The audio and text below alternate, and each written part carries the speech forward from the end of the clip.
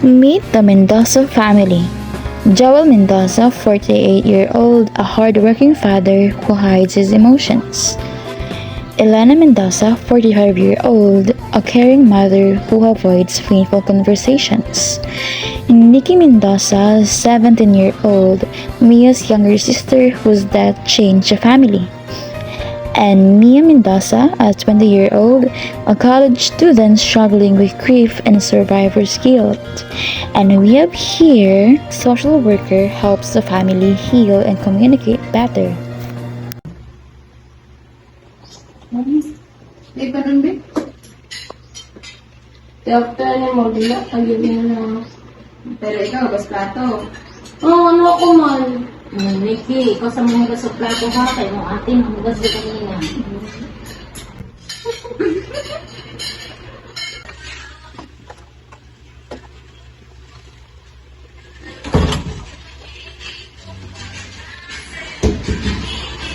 Balik ko sa mga green. Why man? Papalit ko mga gamit sa activity ng mundo. Na, hindi ko makauban. Kailan hindi bunga to? Nalisunod din ang deadlines. Sige ako na lang. Sige. Pagkamping si Dalan. Bye.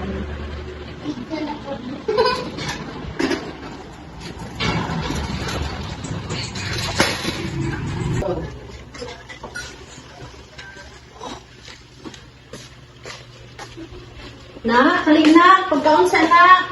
Sa school na ko magkaon na. Ha? Pagkaon sa daan. Pagkaon ka mo adto. Siya na magkaon. Okay, sige na. Kamping na. Sa eskwelahan na. Sige na. Ma.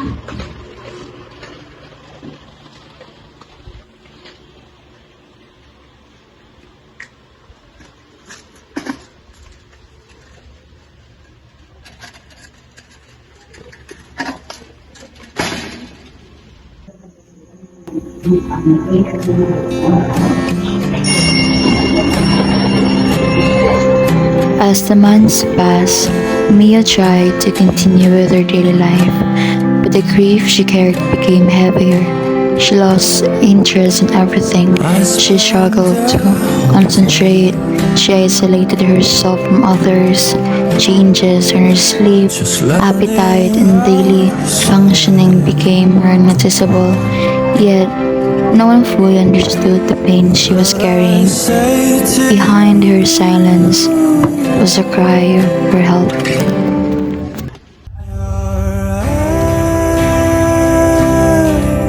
Still glowing,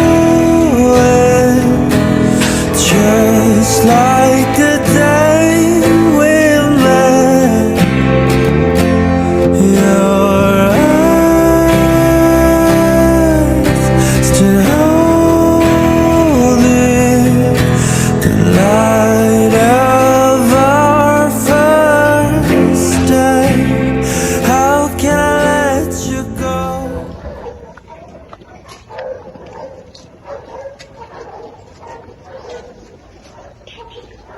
Pa, si Mia ba? Nabala ka na kay ko sa iya ha. Ningon na siya mo. Nasakitan na gid siya sukad pagkawala ni Nikki.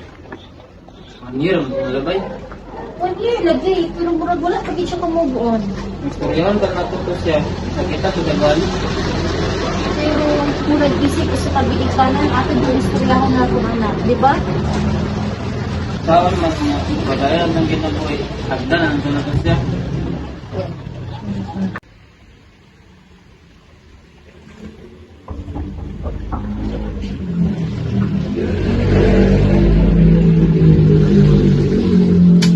Una, ano nga magkadring? Ano nga magkanagkaon?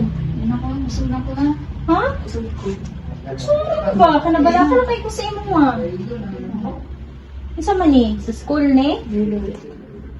Niya?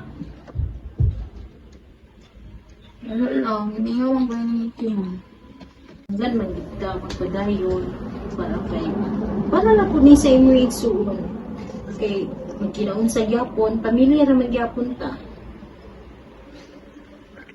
Di na ako madawat mo. Wala na siya mo. Sige lang nga na, banggit na. Kira gid kaayo na. Karanay sa tuwag yan.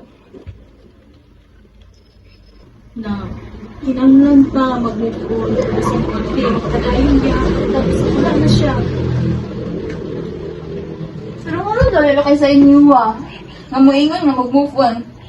Ano dali na kayo sa inyo nga muingon nga. Sige, pagpadayon lang. Oo na, kaya nga no, isip sa kaginikanan niya nga, magina, damatong na ginatong kamatuuran. Ano dali na kayo sa inyo Na, kayo pa yun, ana. Pang si Mia, oh.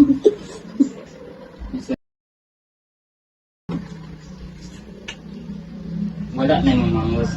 Unang, kailangan kita mag-move. Di mo itong kinabuhi sa tao. Mia. Ba, kabalo man ko, wala na akong mangod. Kabalo ko. Pero nga, dili ko ninyo masabtan.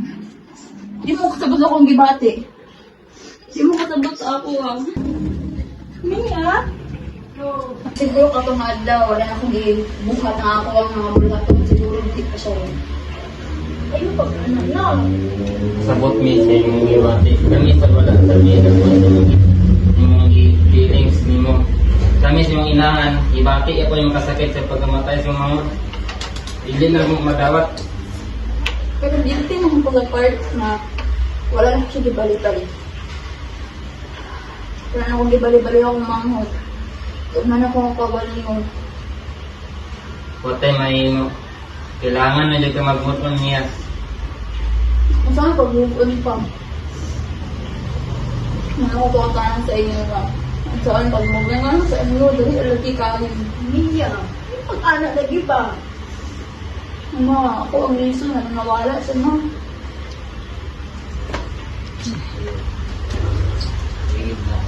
Mia. Kailangan mo na mag-move on, Mia. Kabalo ka pa. Kabalo mo, wala ka choices. Pero mas ipili na ako nga mo stay tungod sa inyo. Pwede ba nga mo sunod sa inyo, pero sa iya, pero panaaman mo. Tamo man akong gina. Pero nga mo, pag-about kang niti, hilong kayo mo, sugod kung namatay siya, wala mang galing mo namatay na sa ako, kamusta na ako. Wala mo. Hilong na kayo mo. Sabi siguro ninyo, kasi ka na kayo ko. Sinawag din. I guarantee it's your destiny.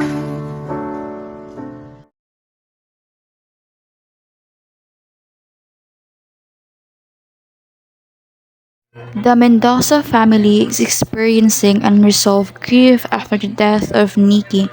Although they love one another, each family member copes with the loss differently. Instead of grieving together, they carry their pain silently, creating emotional distance within the family. Communication became limited after Nikki's death. The family avoids talking about their emotions because they believe it will lessen the pain. However, this causes Mia to feel alone and unsupported, while Mia expresses sadness, guilt, and loneliness. Her parents hide her grief and try to stay strong. Joel assumes the role of provider and believes he must remain strong. Elena takes the role of caregiver and tries to protect the family from further pain. Mia carries survivor's guilt and keeps her emotions to herself. The parents decide not to discuss Nikki's death openly, believing it will help the family move on, but this unintentionally prevents healing. Psikolohiyang Pilipino. The concept of pakiramdam is lacking because family members fail to fully recognize Mia's emotional struggles. Kapwa becomes weaker because they grieve separately instead of supporting one another. Pakikipagkapwa-tao reminds us of the importance of empathy, understanding, and emotional support within Filipino families. From a social work perspective, Mia shows signs associated with depression and survival guilt, including social withdrawal, loss of appetite, and persistent self-blame. Mia is not actually responsible for Nikki's death, however, because she was the last person Nikki talked to before leaving, she developed feelings of guilt and responsibility. Using family systems theory, we understand that Nikki's death affects the entire family, not only Mia. Through the person and environment perspective, we see how family relationships influence her emotional well-being. Despite their struggles, the family's love for one another remains a strength. Appropriate interventions include grief counseling, family counseling, psychoeducation, and improving family communication. Hello everyone, thank you for coming. Today is not about blaming anyone, but today is about understanding each other. Mia, before we talk about solutions, I want to know about your experience. How was Nikki's death affected your daily life? Good kayo siya man. Kasi nila po ako, hindi kayo po makapokus sa skillahan. Kanang taga-atlo, representahan ko yun, hindi mo na ako siya. Sobriety, sabi ang struggle sa kabaal lang natin, ang naging natin. So, what would you like your family to understand? Gusto lang ako mo, saktan ko nila. Saktan ko nila nga, dibot ako makamulpon. Tungkol sa natapos ako ng Parang gusto na ko kami naman, ito nila sa akin tayo. Sa ako ang parang sila. And Joel and Elena, what made it difficult for you to talk about Nikki's death? Nang amo lang siya ginamit kay kabulong ni na mas maskitan ko siya. Kami magiging sa hospital, nagulong na Many families believe that avoiding painful conversations protects their loved ones. However, grief often becomes heavier when it is carried alone. What happened to Nikki's death was beyond anyone's control. Sometimes people blame themselves because they are searching for answers to a painful loss. Kasi yung hindi sa laan dahil may pagkakas sila naharap sa mga kapatid kapag hapon sa inyo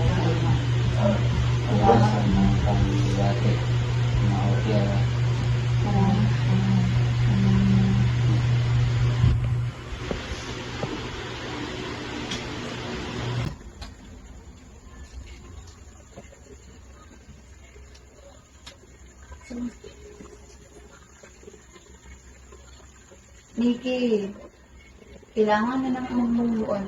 Kabalo man ni nga, di mo ka ginahan nga may anime. So, among mo ng among best nga makapadayon. Pero limit again ni Nikki. Your eyes still glowing, just like the day we met. Is this the place we used to love?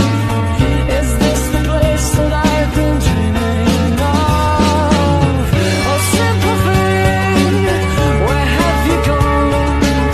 I'm getting old and I need something to rely on. So tell me when you're gonna let me in.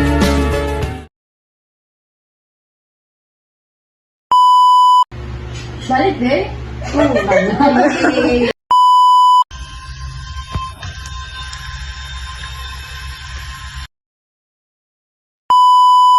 Ano sa inyo? Dahil kaysa kanang...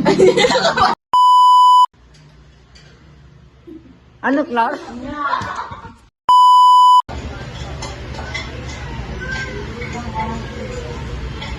Pagdating na, kay nakalata.